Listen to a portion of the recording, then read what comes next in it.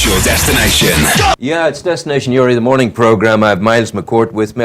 David McCourt with me. I'm calling you by your dear father's name, who I remember so well. And Padraig Mallon. David is the author of the book Open Water, the story of family adventure and your wonderful adventures, Padraig, in swimming and traveling the world. And my observation is you were both in with me separately in times in the past, Sure. but now we have the two of you together. Yes. Padraig, congratulations on all you've achieved. I know you don't take to compliments easily, but it just needs to be said that you've done things that are different, you've done things that are inspirational, and I think thank you for doing that. And that was something wasn't lost on you, David, because you felt this had to be recorded. Exactly. I thought Padraig's adventures be recorded for future generations and to inspire future generations.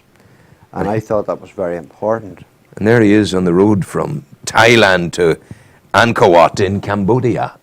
Yeah. Well, before we get into swimming, how did you find these faraway places on the earth? How did you notice? Is it your observation that every human being, whether he be on Hill Street in Newry or on the bridge from Thailand into McCourt, they're the same?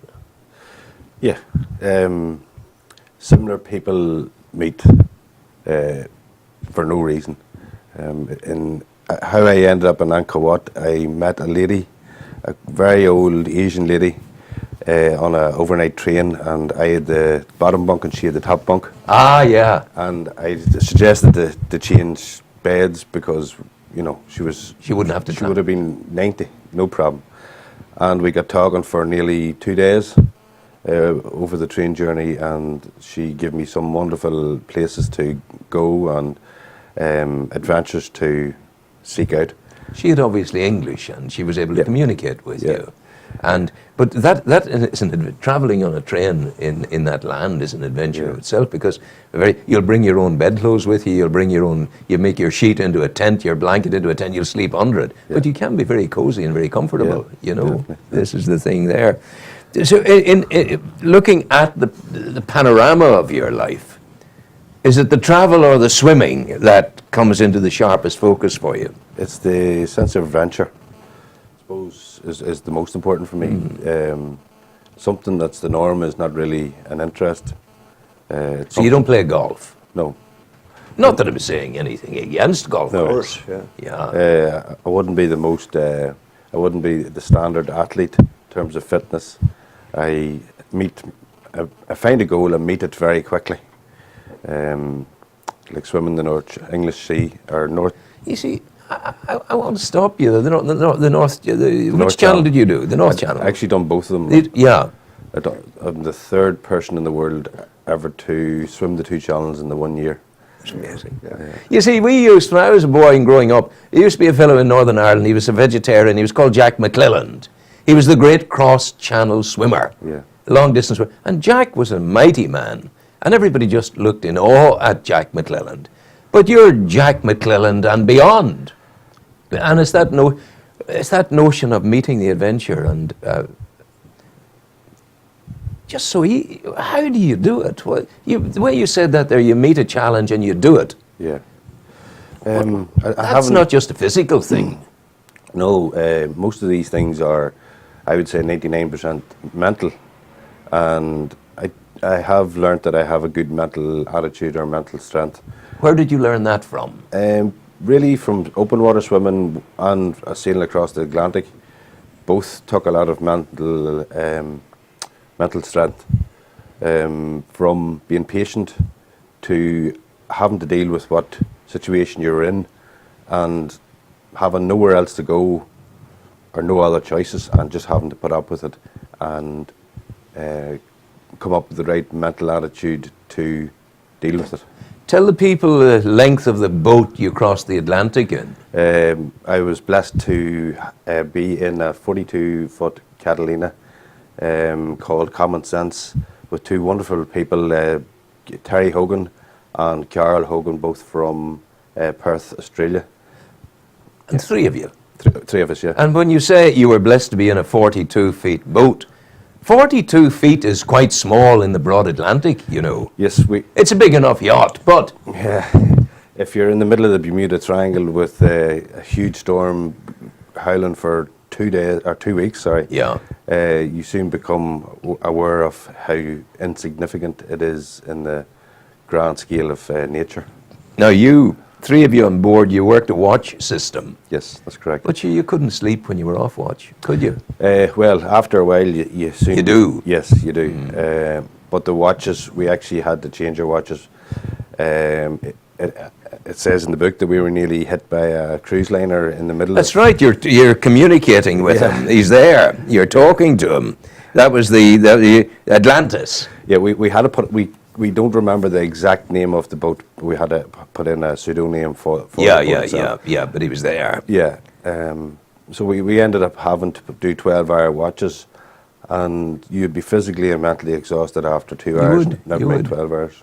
But 12-hour watch? How did the 12-hour watches work out? There's only 24 hours in a day, there's three of you. Three of us, there had to be two people on deck at all Oh, times. two at a time. In a storm condition like that, because Yeah. the waves were breaching the boat on a regular occurrence, and you were afraid of being washed overboard. Yeah. Well, you had the safety line on always. Yeah.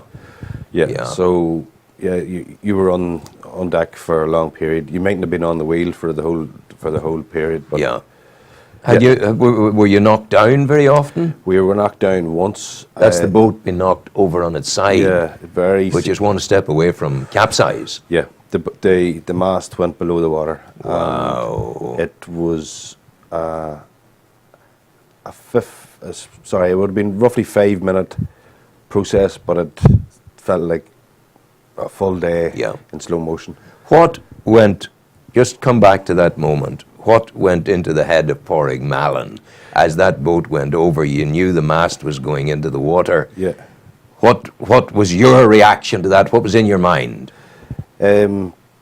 Well, first of all, we were just sailing along. Terry was sitting on deck with me. I was on the wheel, and that day we had quite large squalls come and go, and it was coming close to lunchtime. Carol was below deck and had made up some food and had just called us for our lunch. I suppose with the hunger, we took our mind off our game for a split second. Yeah. And the squall had came in with huge winds, maybe up to 50, 55 knots. Yeah, you hadn't reefed. No, we hadn't reefed, but Did you sheet out when you were hit? You got it. Just You didn't have time. No. Sheeting out, letting the boom out so that you're reducing the area of canvas Yeah. to the face of the wind. And before we knew it, the boat was down. The galley was crashing. Obviously, the whole dinner. Yeah, everything. Everything was all over the place. Carol was screaming below, and the boat stopped, and the whole cabin was half submerged in water, and Terry was holding his chest, and I thought he was taking a heart attack. And slowly, I was basically pulling on the wheel to try to get the boat to come upright again, and Terry then got himself pulled together, and both of us got the boat upright, and we reefed the sails then immediately. So it turned out Terry had pulled a muscle in his chest. Yeah. Which was lucky enough. Of course, the big muscle that you would have been fearful of was the heart, as you yes, say. exactly. Yeah. Very scary moment. We've done a full assessment in the boat and a huge tidy up, and it taught us a big lesson. But isn't that what it's about, Padraig? That line that you used, we did a full assessment of the boat. It's good watching. It's a strategy for survival. Yeah. But the amazing thing is that you were only knocked down once. Yeah, we were very cautious. Which is a tribute to your seamanship, actually.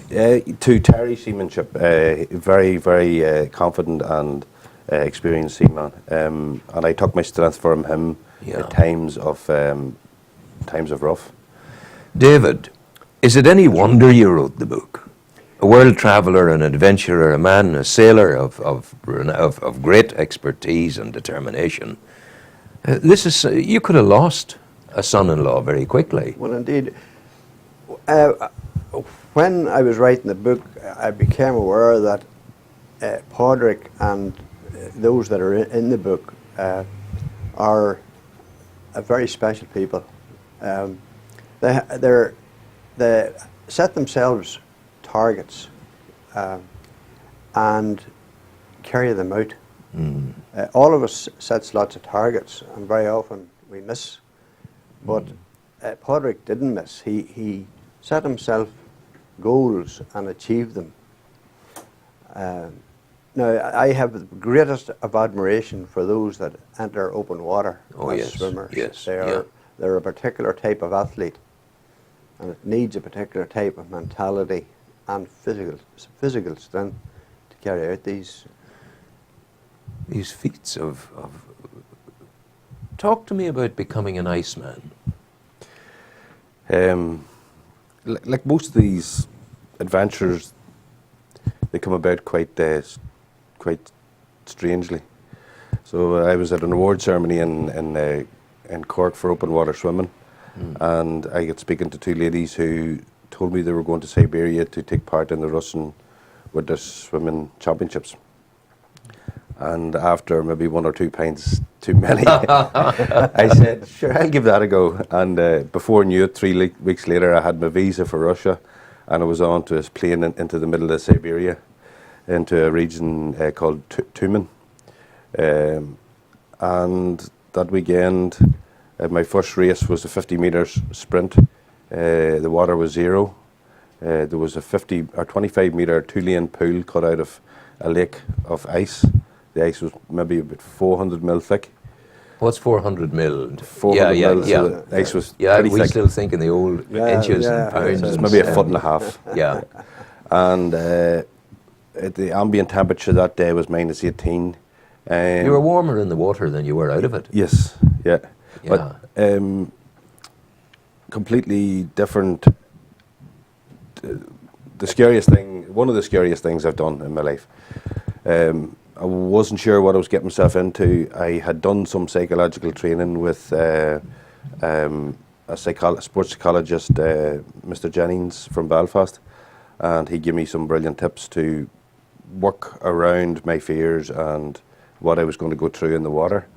And I felt I mastered the 50 metres on the Saturday, and on the Sunday we were booked in for a 1 kilometre swim. Ice swim. Ice swim. Mucknow was never like that. No. That's where we camped as youngsters. Yeah, go on, Padraig. So the next day, the temperature had plummeted from minus 18 to minus 33. Oh, get me into the water quickly, says you. Yeah. So everything was cut. All the distances were cut. Quartered. So we were no longer allowed to do the 1 kilometre distance that we had set out to do, and it was a huge shock to the system. Yeah. Minus 33 in that environment is. But you were going into 0, not minus 33. But still in all, you have to breathe in that minus 33 air. So you're being chilled from the inside as well. Yeah. As from the outside. Both ends are being attacked. So your entry into hypothermia is accelerated tenfold. What did that experience, and the ice is interesting, what did that experience tell you about your own body and your own mind we'll deal with separately, but your own body? You're doing this and suddenly you're at the edge. Yeah. And you know, I'm at the edge and it's not killing me. Must give you a great sense of power. It is, but you're very close to the edge, and you need to be very aware of that, and you need to be very aware of where the edge is and not to cross it, because it's so easy to cross it. You're that close to it, and that's why I was confident with the people around me. There was military doctors. My heart was assessed before I went into the swim. My heart was assessed when I came out. My blood pressure was taken, and if there was anything wrong with me, I would not be allowed to enter the water, regardless where I travel from in the world. Yeah. So all those things, and the recovery process was so important, and they have it down to a T. As I was writing the book with Padraig, I was very privileged to get into Padraig's mind and to listen to a person saying how close to death they were during their sport, because almost immediately at minus 33 degrees, ice begins to form in your throat, lungs and nose. And if there's ice there, there's no airway. Yeah, yeah. Padraig said that almost immediately he felt there was a ligature around his neck, close, tightening and tightening. And those thoughts, as Padraig unfolded them to me, were absolutely amazing. And I think I have captured them well in the book. Yeah. Yeah. It's, you know, your background, David, we were in scouting together.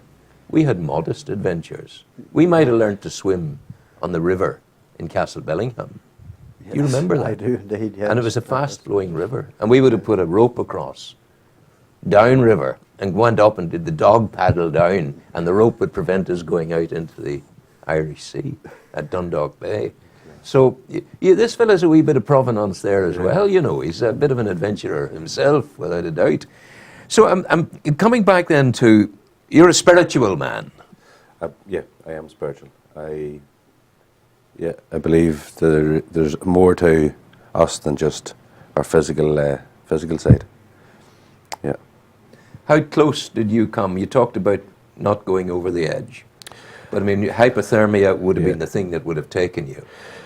The closest, I do believe I was the closest during my ice swim in Camla Lake was, I was the first male ice swimmer in Ireland, qualified ice swimmer in Ireland, where you have to swim 1 mile in water below 5 degrees. And where did you do that? I done that in February in Camla Lake in 2000. In Camla Lake? In Camla Lake. So you were closer to death in Camla Lake than you were in the heart of Russia? Yes. It's hard to believe that, but I was in for 350 meters in Russia. It's a very big shock. Everything happens nearly at one time. But in Camla Lake, I was in the water for 1,609 meters, which it took me 38 minutes to do my swim. But during the swim, your body goes into hypothermia, but your mind starts to shut down as well, or your body starts to protect your mind. So your blood retreats. And I do believe I had a spiritual, not an encounter, but a spiritual feeling about the swim. Time. And the process of hypothermia, it's not painful, or is it? Not at it's the pain. The real pain is during recovery. Yeah. So that is, you can overswim and feel confident and well able to go a bit further, but you have to be very mindful. If the further you go, the harder the recovery is going to be. So your blood is retreating from your extremities, retreating into your core, but the further it retreats, the harder the blood has to fight to get back into your fingers, your toes, your knees, or your legs, and that's where the pain really comes from. You are a remarkable man. A book. I have to say that we've got two of the world's finest ice swimmers coming to Camla Lake on the 7th of February. Wow. One is the world champion, a guy from Estonia, Heinrich, and he has swam 2.4 kilometers in below zero. And the other one is Andrei from Russia, and he was the old world champion. They're coming to compete in the Ireland Ice Swimming Championships in Camla Lake all day on the 7th of February. 7th of February. Yeah. Look, where do they get the book, David? Remind people of where the book's available. Well, the book is available locally. Savages has... Savages around the corner. Get this book. Yeah. This book will see you through the rest of winter. You can be an armchair adventurer with this book. Yeah. And it's... we have it on Amazon as well. Amazon too. For those who are... And the name of the book is Open Water. David McCourt and Padraig Mallon. Here it is. The story of Padraig Mallon and one man's challenge to the elements. Thank you for coming in. You're very welcome. kind. God bless you. Well done. Thank you, Ron. It's a pleasure to meet you. You're a good man, a solid man.